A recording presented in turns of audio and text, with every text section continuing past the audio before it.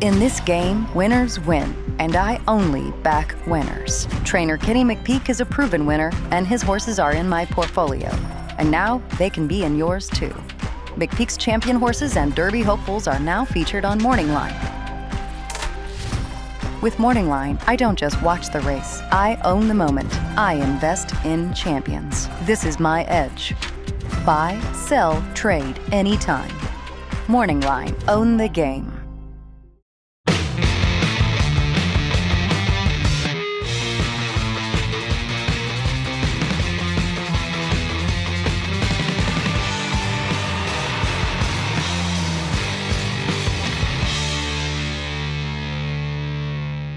Hi everyone, David Aragona and Mike Beer here taking a look at one of those undercard races on Risen Stars Saturday at Fairgrounds. Race 9, the race that kicks off the late pick 4 at Fairgrounds, is the Grade 3 Mineshaft. This one going the mile and a 16th distance for older horses on the dirt. And pretty interesting field of 7 runners entered here. Before we get to the handicapping of this race, I want to let you know that this video, like all of our videos on the Daily Racing Form YouTube channel, is sponsored by Morning Line. Morning Line is a private SEC-regulated marketplace where approved participants can trade licensed interest in racing's biggest stars like Torpedo Anna and Kentucky Derby hopeful Blackout Time, but we hope to see in a Derby prep pretty soon. You can be part of championship bloodlines. Just visit morningline.io. Buy, sell, trade, own the game. Also, before we get onto the handicapping, I want to let you know that we got a sale going on at Daily Racing Form this week. At the Daily Racing Form shop, you can save 15% off basically anything in the store, including our handicapping products. So if you want to refresh your handicapping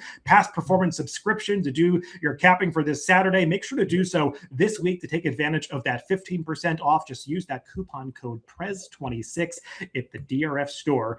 Mike, let's throw up the field of 7 runners that are entered for this Mineshaft, and we got a pretty good one in this field. The number 6 Hit Show, last year's Dubai World Cup winner. Mike, I know that neither one of us maybe has been the biggest fan of this horse throughout the course of his career, but you just look down at his past performances and his accomplishments. I mean, he's won almost $9 million. He's won just about half of his 23 starts, 11 for 23. I mean, this horse knows how to find the winner's circle, and these are the kinds of races where Hit Show is typically dangerous. No doubt about it. He's just a really cool horse and a really good horse. And it just feels like the longer I looked at this race, it just feels like a really good spot for him to get started now as a 6-year-old. He's got the right running style where he's not really compromised by pace. You know, it feels like the 2 spendthrift horses here, the 2 and the 5, are probably the horses he has the most to fear from because they both have upside. But make no doubt about it, he is the horse to beat here. Maybe one potential vulnerability with Hit Show is that he's not always the quickest horse in the early stages. He's not some deep closer, but he needs at least something of a pace setup. And we'll take a look at the Timeform US pace projector for this race, Mike. And there's just not a whole lot of pace signed on. Really, the only horse that you could project to be in front is the number 2 Accelerize, who's shown on this clear early lead because he survived a pretty honest pace last time in Louisiana, where there was another horse hounding him every step of the way. He's probably not going to have that scenario here, and he'll be out in front, and we'll see if he's good enough to take them all the way. Yeah, it was a really nice step forward for this horse in his stakes debut and 2-turn debut last time. And you're right, it just feels like he might even have an easier time of it on the lead this time.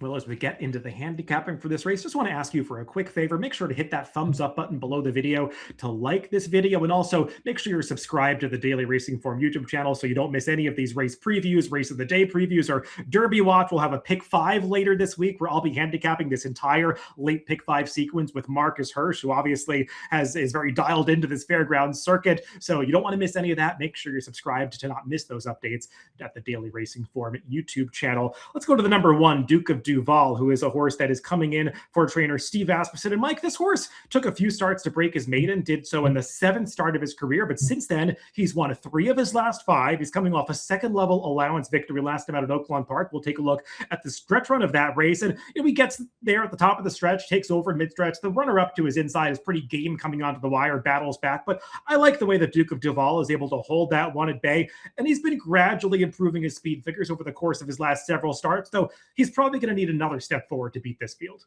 There's no doubt about it.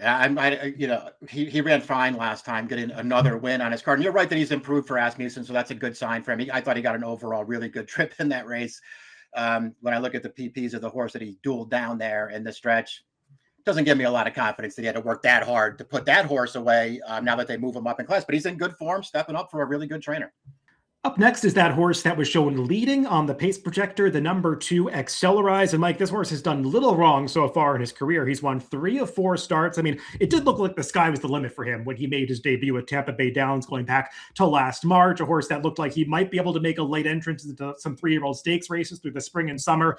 That didn't work out because he needed some time on the sidelines. Came back this winter at Gulfstream Park and took a couple starts to really show his true talent. I mean, he lost at a very short price off the layoff, then got the job done, but against a weaker field in his second start back. But he really took that step forward that it looked like he had the potential to make when he won that Louisiana last time, the local prep leading into this race, because he was hounded every step of the way. There was a long shot in there that was going after him on the front end. It was a pretty honest pace, but this horse really dug in when they got into the stretch. I mean, he swapped back to his left lead at about the 3/16 pole to find an extra gear. It came to him. He was able to fend off challenges all the way to the wire, just really game to hold on that day. I do think he's stepping into maybe a slightly tougher spot in here, just given the presence of Hit Show, who's a better rival than any of those that he faced last time, but this horse might still have further upside ahead of him. Yeah, I can see. I would totally look at him that way. I mean, I know that you're right. His debut was super impressive. I know he lost off the layoff, but even the win in December, it may not look that great on paper. That's as easy as you can win a sort of an allowance race like that. I mean, he never had to get down to serious business. To me, that was a really strong performance. He ran great last time, and because you're right, pressure all the way around the track. It to me looked like he looked beat in mid-stretch of that race, but he somehow dug down deep and came back to get the job done there. This horse still has forward to go. He might get an even softer trip this time. It makes him really, really dangerous. And it feels like because you have Hit Show in here, he's not going to be a super short price. Yeah, based on what we've said about him, based on that pace projector, he looks like a really appealing option, Mike. I think that the one negative with Accelerize is that I do have some questions about the overall quality of that Louisiana Stakes, and that kind of leads into the next horse, the number 3, Cadet Corps, because you kind of ask yourself when you look at his PPs, how did he almost win that race? Because he went off at 36-1. He's a good horse. He's found the winner's circle a lot against starter allowance company, weaker competition, even some optional claimers along the way, but he never really looked like a graded stakes horse, and he almost got the job done last time. He was kind of drifting through the stretch. Maybe he would have gotten there if he had kept a straighter course under Paco Lopez, but the fact that he was right there at the wire in a race where there were a few horses that were kind of bunched up at the end, Mike, it does make me question the quality of that Louisiana. Yeah, that's a very fair point. It's also just a kind of figure for this horse too that he had never really gotten to, and so maybe that's something else to hold against that race. I mean, I guess the only thing that I would say to counter that is, yes, he was beaten less than a length in that race, but he didn't almost win. He was never going to win that race, and he had every chance to do it. He just wasn't good enough. No, he did some hanging in the late stages for sure in that spot. The number 4, Moonlight, he was a horse that took some money to be 5-2 as the second choice in that Louisiana. And Mike, he got some pace to close into. It was contested up front, but boy, did Jose Ortiz take him way off the pace. He was so far back in the early stages as kind of the trailing 3 got disconnected from the rest of the pack moving down the backstretch. And Jose rode him with a lot of confidence, like didn't even ask him until they got to the stretch. And once he did set him down, there just really wasn't a kick there. And that's an issue because this is a horse that has traveled strongly into his races in the past. And when he's particularly run at Churchill Downs, has produced a really strong stretch kick in a few of those races. He does kind of have this off-on pattern going where he runs a good one, then a bad one. So maybe it's his time to run a good one if you're a believer in those kinds of patterns. I know that's probably not the way Mike and I handicap. But Mike, there's a performance in him that could beat this field. I just find him a little tough to trust at this point. Me too. Yeah, that's a fair. I look at him the same way. I mean, he's got his good race. If he runs it here, it's going to make him really tough. I don't know how you can trust him to run it. I think, referring to that on-off pattern he has going on, I think it's at least worth pointing out that the off races are the 2 times they stepped him up in class to run against some better horses. And he was bad both times. He didn't run well in the Fayette when he was way behind Hit Show rather. And then last time he just didn't run well in there. I actually thought he was interested in that race. I thought he could go with those horses. Yeah, he got maybe a little too far away early, but this horse, he did not produce any kind of a finish in that race. Yeah, maybe there's nothing to it, Mike, but I can't help but think that, a lot of his best efforts have been at Churchill Downs. It just seems like he loves that surface. And that was kind of my knock against him last time. He just didn't have that same closing kick at Fairgrounds. We'll see if it's different this upcoming Saturday. The number 5, Time to Win, he is kind of the Accelerize of this Mineshaft, whereas Accelerize was the up-and-comer in the Louisiana last time. Time to Win's got that same sort of profile coming into this race for same ownership, this one going out for the Chad Brown barn. Mike, this horse took a few starts to break his maiden, but ran fast, ran some tough tough rivals in those races. Finally got the job done with a flashy 103 by or two back at Aqueduct, and followed up with a lower speed figure when he won this allowance race last time at Gulfstream Park. We'll take a look at the stretch run, but this was a pretty slow pace early on, so I don't think that this field really set itself up to earn a fast buyer speed figure this day, but there's no doubt this horse was best because he didn't get away well, and he still had work to do coming into the stretch, but he really kicks it in to run down these horses. Yeah, very strong finish here to close this race down. He's gonna do it here. Once he gets up to this horse, he's gonna do it just sort of under strong handling here, just sort of pushed under the wire to close this horse. And I really liked this performance, and that's off the heels of what seemed like a pretty big step forward when he broke his maiden 2 starts back. Another real easy win in that race. And when I watch this horse run, David, I just can't get over the fact that I know he hasn't been around 2 turns yet. They haven't gotten him out beyond the 1 turn miles. I think this horse actually is going to do really well with more distance. He runs like a horse who wants to go farther. Yeah, it's a very closely related sibling to Juju's Map, a horse who was a 2-turn graded stakes winner. So it's certainly in his pedigree. And Mike, I like to look up some of those GMAX stats to see the internal fractions for these horses, how they come home. He ran his last time in 11.76 seconds. That was not some optical illusion. He was really finishing at the end of that race.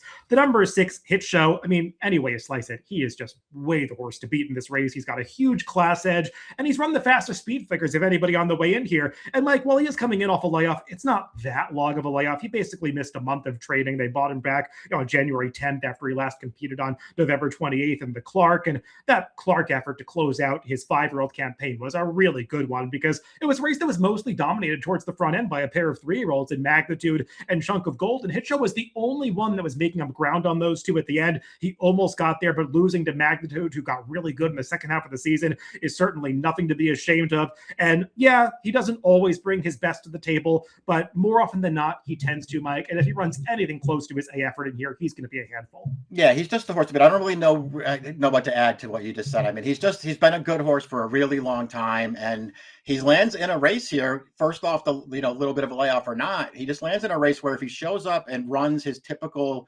A or A plus race, he's probably just going to beat these horses. He's going to be a short price in here, but he should be.